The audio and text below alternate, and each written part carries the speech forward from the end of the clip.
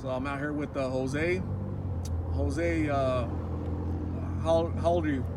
I'm 28 years old. Birthday December 8th, 1992. Okay, and where'd you go to school?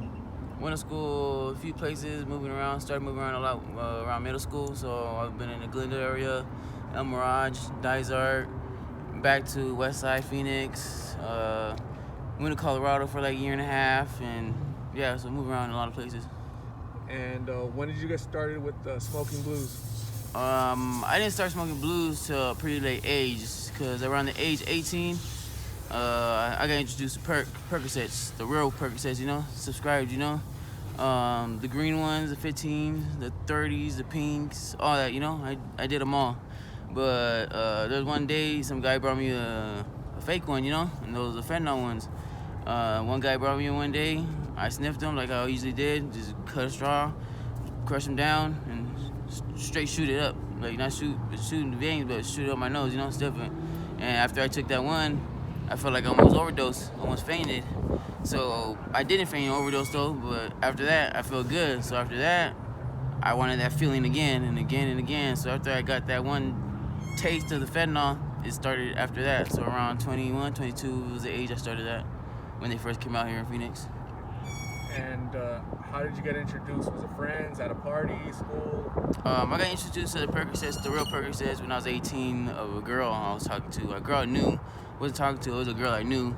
And she was subscribed to him because she had lupus or whatever, and she would do him, abuse him. One day I went to go chill with her because she had a friend that I knew at her house, and they're doing it, sniffing the Percocets and all that, and I was interested in what they were doing. And one thing, led to another, started doing them since that night. Okay, and what do you do, blue? You're doing the fentanyl pills right now, the blues? Yeah, I'm doing fentanyl right now. And how many pills do you do per day on average? On average a day, to answer it straight, it's the most I could do a day. But average a day, I say like 10 to 20 a day. How much does each pill cost? When it first came out, they were like $20 a pill, just like the regular 30s, the real Percocets. But they started going lower and lower after they seen so many people getting them and so many more coming in. The price went lower, went to 2 for 15. 2 for 30 I meant, and then 2 for 15. Now 2 for 10. Now they're down to $5 now. And do you have any on you right now? I do not, but I just finished what I had, so I was just on my way to get some more right now.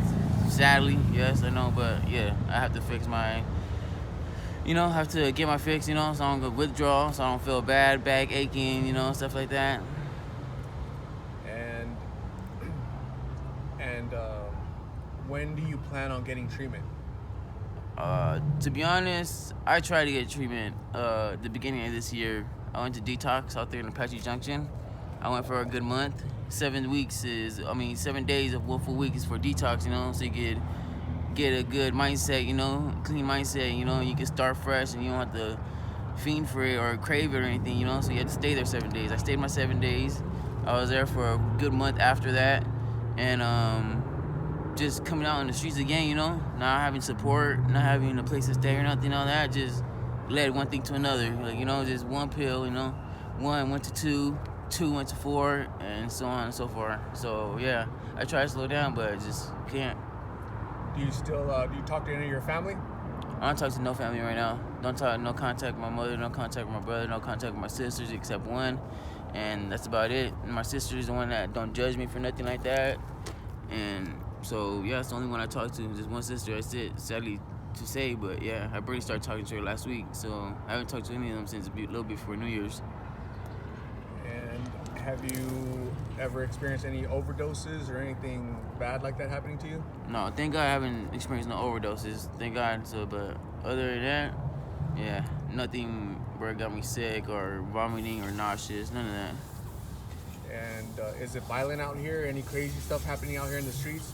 Well, around this area, 83rd McDowell, yes, it's violent, all that stuff. I don't want to say scary because scary is not a way to put it, but you got to be very careful out here.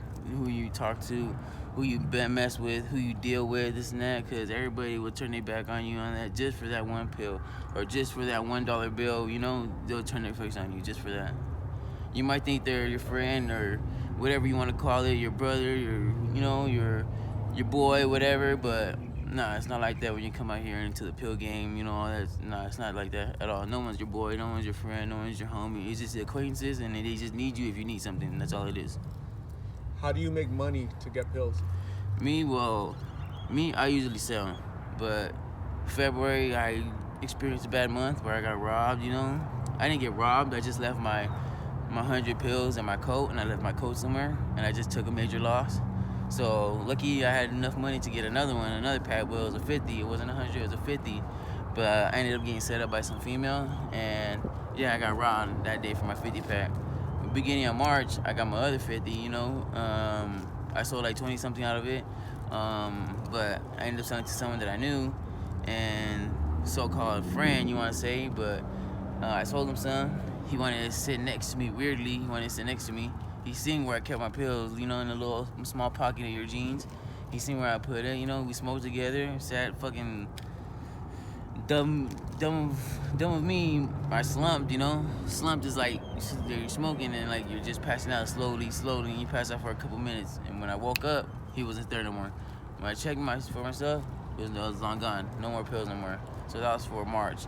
Beginning of April, I haven't done nothing this month, so beginning of April, I'm gonna get my pack again, and so on and so forth, I'm gonna start doing my thing to get more money, because that's the main object out here, just to get money, just more money, to give me a hotel, to give me a place to stay, give me food in my stomach, so on and so forth. Yeah. Okay, so you sell pills to make money to buy pills. I don't sell them. I'm a middleman. So I middleman my way, to get, a few dollars, or they break me off with a pill or not. Okay. And what other ways are there for people out here to make money to buy pills? Sadly to say, I seen some guys, man, haven't seen it, but some people that I know really out here sucking dick or letting guys fuck them, and excuse my language, but yeah, it's sad to have these people go that fucking low with themselves just for this shit. I never went that low in my life. I think the lowest thing I ever did was just sell something that wasn't mine, for some pills. But I think that's the lowest thing I ever did. I never stole from my mother, never stole from any people that I know like that, because I believe in bad karma and I believe in good karma. So yeah, I'm not that bad of a person where I gotta do any of that stuff.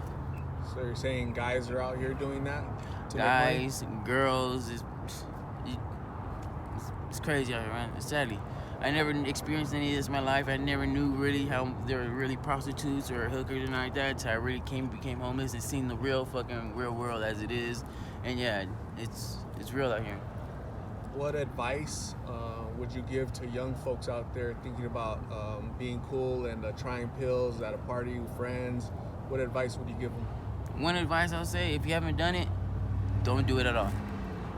That's just one final thing I'd say. If you haven't done it, don't do it at all. And I mean this for with your girlfriend. If your girlfriend wants you to do it, if you're a girl and your boyfriend wants you to do it, no, don't do it at all. Because once you taste that first little taste of pill, believe me, it's not going to be the last.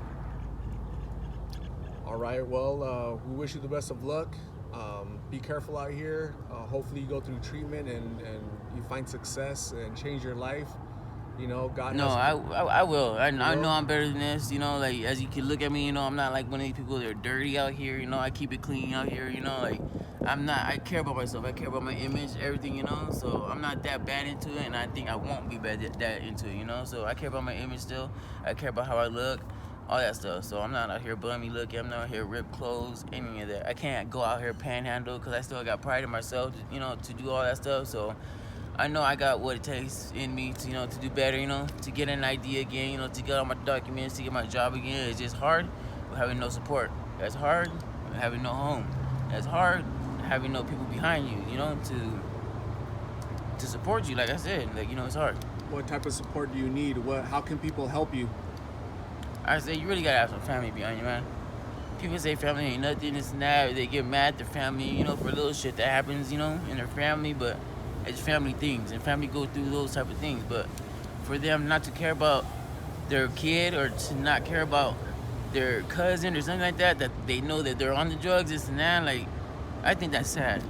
Because if I have like my daughter or something, when I get older and I have a daughter or something, and she's on drugs, I'm gonna do everything what it takes to keep her off the fucking drugs. Like, you know, if she's homeless, I'm gonna take whatever to get her off the streets. But in my case, I don't got no one. I don't got no father. I don't got no mother right now. Nothing. So that's what sucks, and that's what makes it hard, having no support, no backbone, no one to lean on. So that's what helps the most. If you're on something like me, you're in this place, like in the predicament that I'm in, you gotta have some support to make it out of this. You got to. You can't do it alone. You can't. So, you know, you gotta. God's watching you. God's protecting you, man. He hasn't forgot about you. Hopefully, you can reconnect with your family, and they can be more supportive. You know, people out here like myself, people do care, think about you guys. Okay, so if I see you again and people want to help out, I'll come out here and try to look for you. Okay, Jose? Yeah, So, but hopefully the next time, you know, you do see me or this and that, it won't be on this or nothing. It'll probably, you know, me going to work or something, taking the bus to go to work or something, you know? It ain't gonna be around here looking for a deal just to get my fix or something like that. No, it won't be like that. Hopefully not. all right, Jose. Well, thank you for talking to us. Okay, talk to you later. Bye.